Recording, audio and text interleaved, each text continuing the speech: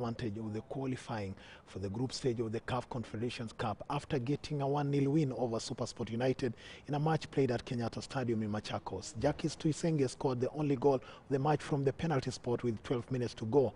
Gor Mahia will play the return leg in 10 days away in South Africa.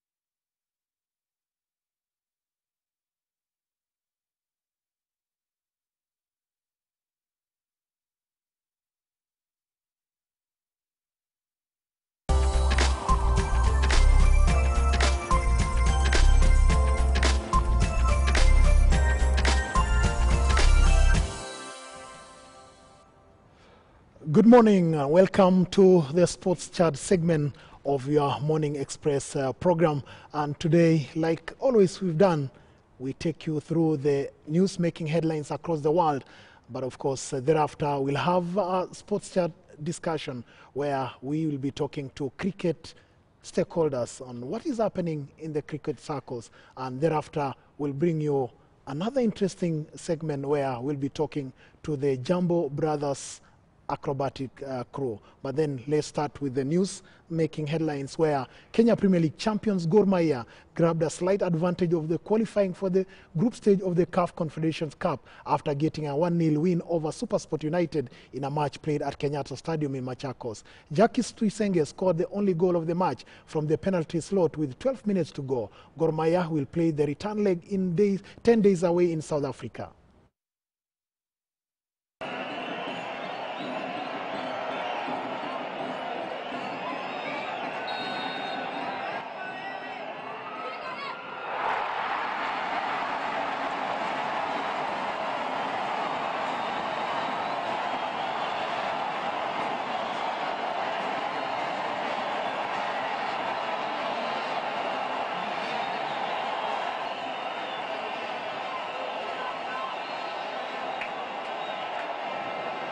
One nil's not enough. We've got to go there and we've got to go with a positive attitude. The way we did in Esperance, but we came up against a very, very different side to the team that played here. And I'm sure that SuperSport have got their eyes on the PSL rather than this Confederations Cup. But we've got to go there. And just the players have just got to believe in me when I keep telling them how good they are. They're a good team, they're good individuals. And today, the team spirit and the teamwork was fantastic.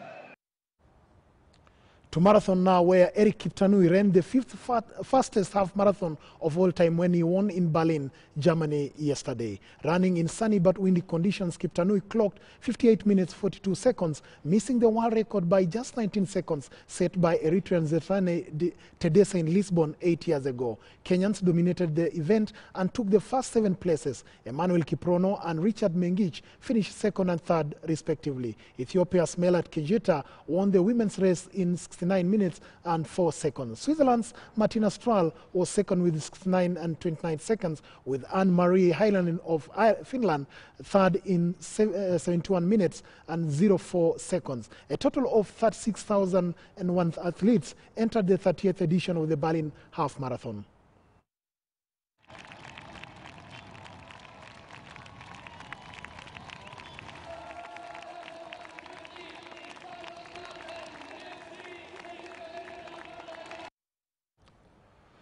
To English Premier League now, where Arsenal manager Arsene Wenger says he has been pleased with his side's response to their difficult patch early in the season after beating Southampton 3-2 in the Premier League on Sunday. The Gunners now have won 6 straight games in all competitions, having lost their previous 4. The Frenchman feels that El Neni was unfortunate to be sent off against Southampton and offered praise for Danny Welbeck, claiming the striker is slowly coming back to his best. We want to continue to win our games. We want. I wanted to give as well, rotate a little bit, because we play so many games that I have no other way to do things, and I wanted to pick a team who has a chance to win the game. Top of that, you were questioned. Southampton were leading 1-0. They came back to 2-2, and every time I believe we have shown great spirit and won the game. Even if at the end of a game it was a bit hectic, but I must say when you come to the Emirates you see football and you see goals, and that's what you want to give to our fans. We have an offensive team, you know, and that means as well the defenders are not always in the best possible conditions to defend. Have to find a better balance in defending. I think recently we have done well. I believe that Thursday night, when you analyse the game, physically it was at a very, very high level, and players like Bellerin, Mustafi had a bit heavy legs today.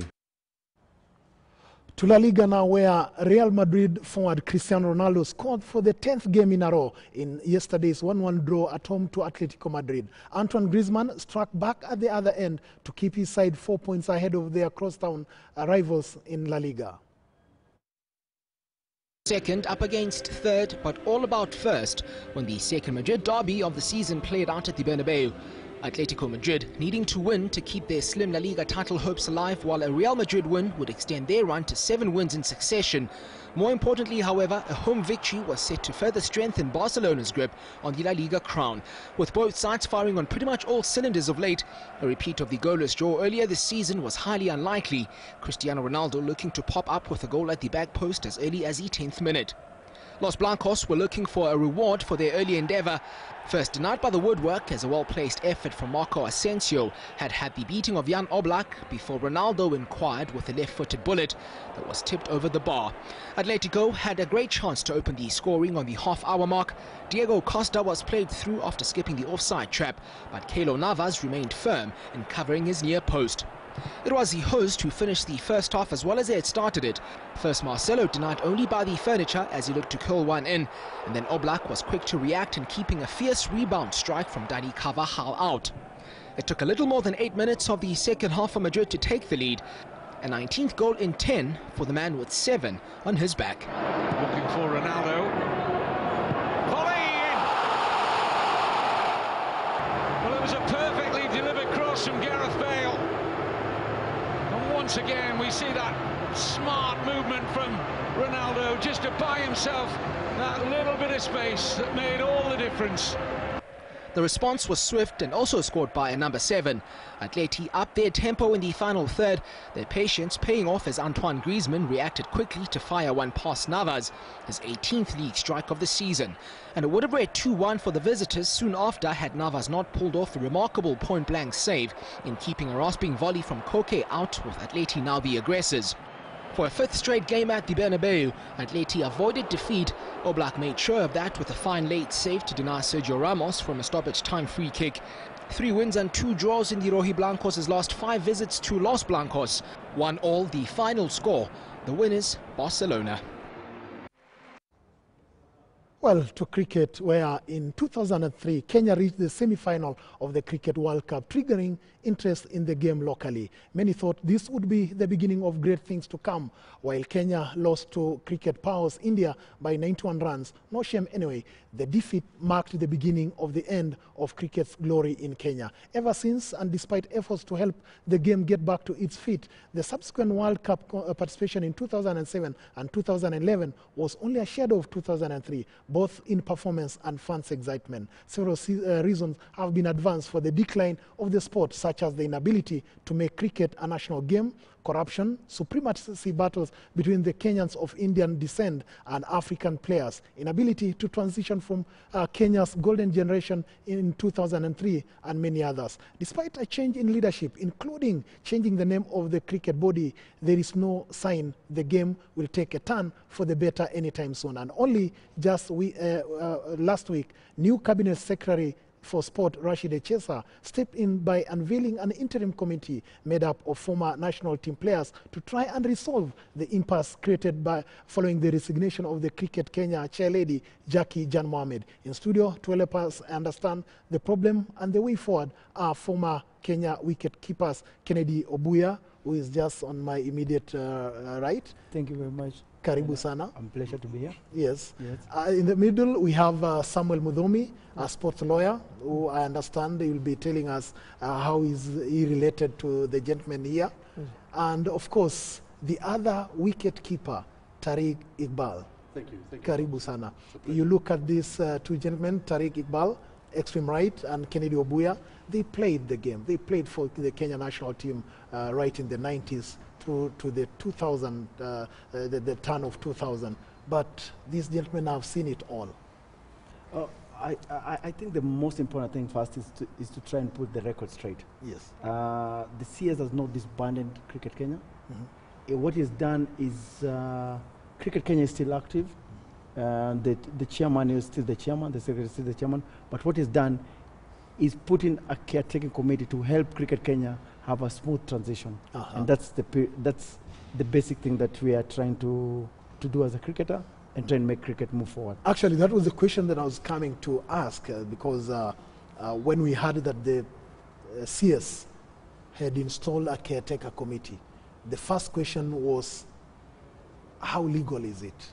And thank goodness that Mudhomi, Samuel is here, a sports lawyer. You must have gone through the Sports Act and even the ICC statutes. Have we contravened the law? What happened actually was that when the Sports Act was enacted in 2013, sports bodies that were there before under the Societies Act had 1 year to transit in order to be compliant with the Sports Act. Now, what has happened is that Cricket Kenya made an application after the enactment of the Sports Act, but did not meet the requirements at the time. And therefore, they have been transiting over the last 4 years or so. That in itself makes it that Cricket Kenya is not in compliance with the Sports Act as it is. Then there also, the ICC has also enacted new laws and codes. For example, there is the Ethics Code, which has been enacted. There is the Anti-Corruption Code, and there is the Anti-Discrimination Code. All those 3 codes have come into play over the last 2 years. And every ICC member is required to enact their own codes with respect to those 3 areas. So therefore, as it is presently, Cricket Kenya does not meet the legal requirements of the Sports Act, the Kenyan Constitution and the ICC's Constitution. So how have you come into play now as a sportsman? As Kennedy was saying earlier, what is now happening is that an interim committee has been put in place by the Honorable Minister. And the whole essence of the interim committee is that the interim committee has a specific purpose. And the duration of the time for the interim committee is 3 months. And within 3 months, they need to deliver a constitution that is in compliance with the ICC and in compliance with the Sports Act. So that is the mandate, primary mandate of the interim committee. And also the interim committee needs to also work towards having a strategic plan. I'm sure you've seen, for example, as it is right now, the reason why rugby is enjoying the benefits that it has at the moment in terms of success on the pitch and off the pitch is that also they have a strategic plan. Yes. Cricket Kenya does not have a strategic plan going forward. So that is also one of the mandates, to come up with a strategic plan going forward for cricket here in Kenya in terms of development and all. And also now the 3 codes: ethics, anti-corruption, and anti-discrimination codes. Yes. So that is the primary mandate as to why the interim committee has come into place. And you've taken the decision to walk along with them. Yes. But Tariq Iqbal, one of the best wicket keepers, from what I've read, I didn't watch you play, but of course I've seen on YouTube, you are competing with Kennedy Otieno. Absolutely, Obuya. absolutely, and that's what it's meant to be. Yeah. You know, you have to have an environment where you're competing, and when you're competing, the best of you comes out. And that's what happened in the early 90s, 96, 2003. The level of competition was very high because there was a very specific focus to develop the game. Yes. Now, you know, to preempt what you may ask me going forward, what has happened after 2003? And what happened, and why are we going down the way we're going? Yeah, because that should be the point. Exactly, really, exactly. I mean, from a holistic point of view, if you see, in 2003 we were the best associate member country. Okay, we were just knocking the test status. We were being told that we are the next country that will get the test status. But what happened was we dropped the ball. What happened was we dropped the ball. We actually dropped the ball. Our focus remained at the national team level.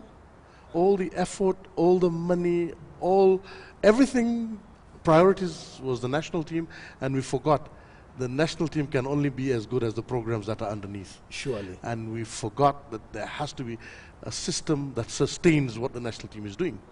So development structures collapsed. No focus on development.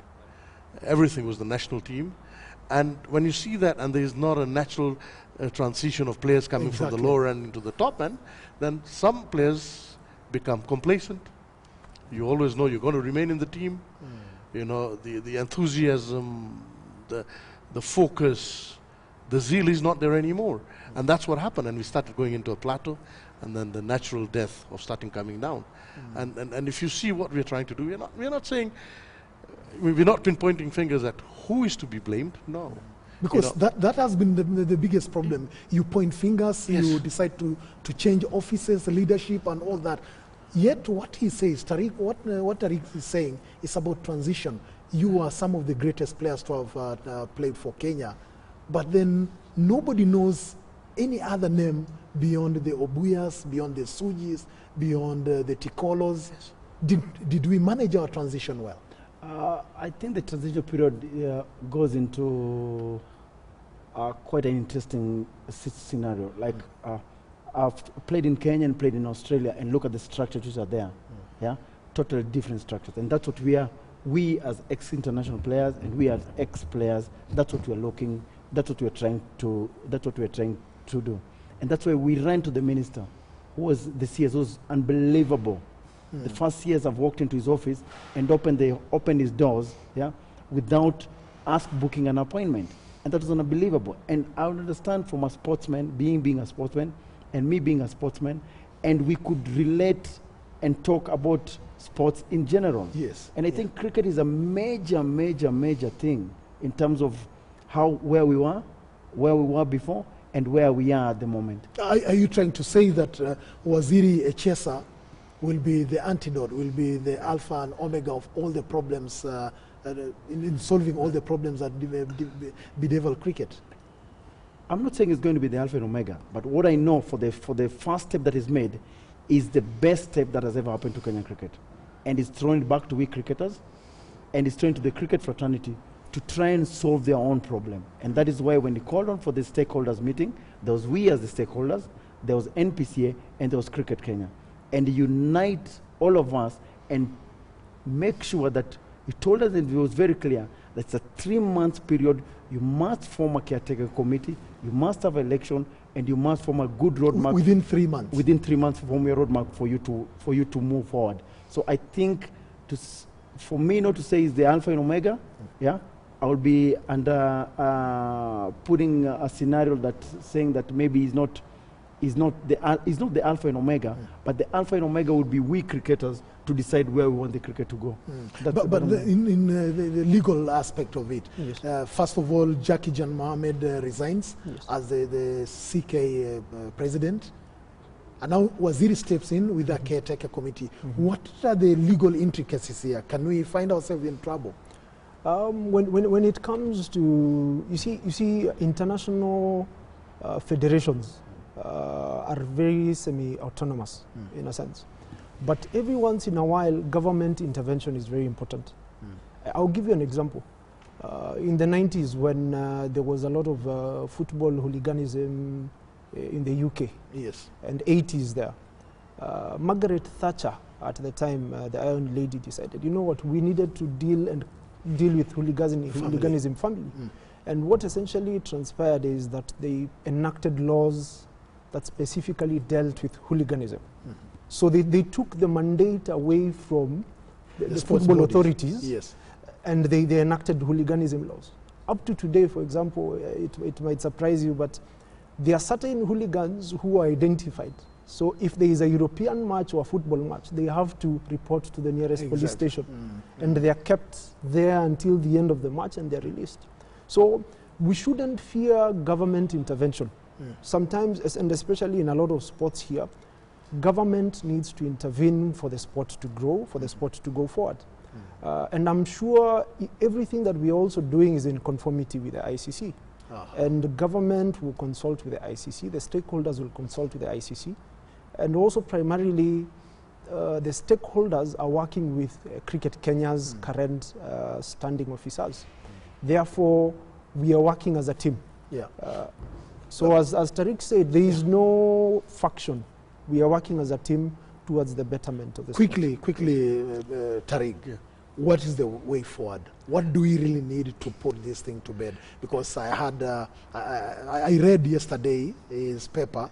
One of my colleagues, Clay Muganda, wrote a very stinging article saying that the attitude of the cricketers, the people managing the sport, the people playing the sport, is a problem. Could that be a solution? I think target the attitude. I think for one, I think I think maybe Clay missed the point. And why I think Clay missed the point was that he's talking about an attitude, and he talks about he alludes to the fact that there was Jackie and then there was Inamdar. Yeah. Now, if you look at the scenario then and if you look at the scenario today, those are totally different things. Today we are looking at trying to ensure that cricket is run in a manner that is all-inclusive. It's a manner that it complies to the 2013 Sports Act, in a manner that everybody plays a role in it.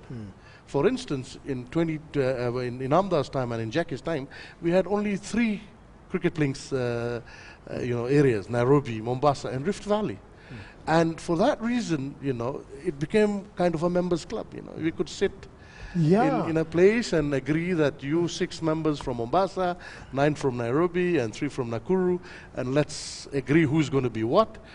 Basically, it's a very closed shop. What we want today, we want a complete inclusivity for everybody. We want to have structures in place. Because Bangladesh achieved that. Exactly. They made it a national sport. Tuscan. We need structures. It does not have to be Tariq or Kennedy or Jackie or Inamdar to be in place for things to happen. Systems must run, but you must institutionalize processes. You must institutionalize structures so that if I'm there today and I'm not there tomorrow, the thing keeps on running. The sport is bigger than individuals, as we all know. So for me, I think what is necessary is to have a good transition. Yes. We have a constitution in place. We have an electoral college that is consistent with the constitution, and we then elect officials who can then run the association in a manner, you know, that is agreeable to everybody, and everybody is a part and parcel of cricket. Okay, your parting shot, Kennedy Obuya. Do you think with this 3 months mandate that you've been given, can Kenyans look up to you guys and say, well, we are going to get it? For far to say, it looks very, very, very, very, very good.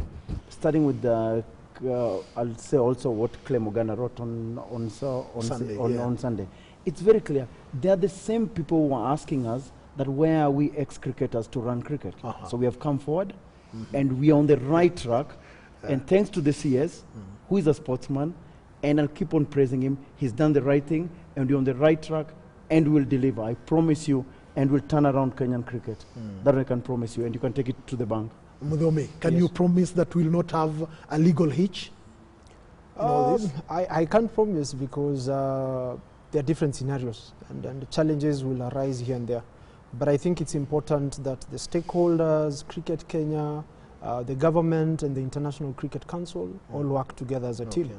And I believe the new constitution is the way forward in terms of developing the sport of cricket. Because what a lot of people miss out is that when it comes to team sport, compared to an individual sport such as tennis or athletics, team sport requires a lot of planning, it requires a lot of resources, and as Tariq said earlier, and Ken, structures. It's very important. Without structures, we can't move forward. So everyone needs to come together, everyone needs to work together, and I believe 3 months is enough time to develop a new constitution. In 30 seconds, Tariq, that the Sujis, we've had the Sujis, the Obuyas and all that, it's not their fault. No. That we have few people from close-knit families playing the game. Can we solve that thing once and for all? Yes, we can. Yes, we can. And we must believe that we can do it. And we can only do it by making sure that the game is played at all levels, in all parts of this country. We do not know if there's somebody somewhere in Garissa who is ready to play. We do not know. We do not know somebody in Turkana, for that matter. So I believe it can be done. I believe it is possible. And with what where we are today, we can do it. Just one thing, as I finalize, the fact that this team that's going to come in must be held accountable and responsible. And if they do not deliver, then nothing stops the next group of people to say, okay, you guys have not delivered, please give us way. Thank you very much. I've been talking to cricket stakeholders, former players, former national team players, of course, Tariq Iqbal, former wicket keeper for Kenya, played in the 96 World Cup and is it 97 World Cup, and 2003 Kennedy was there.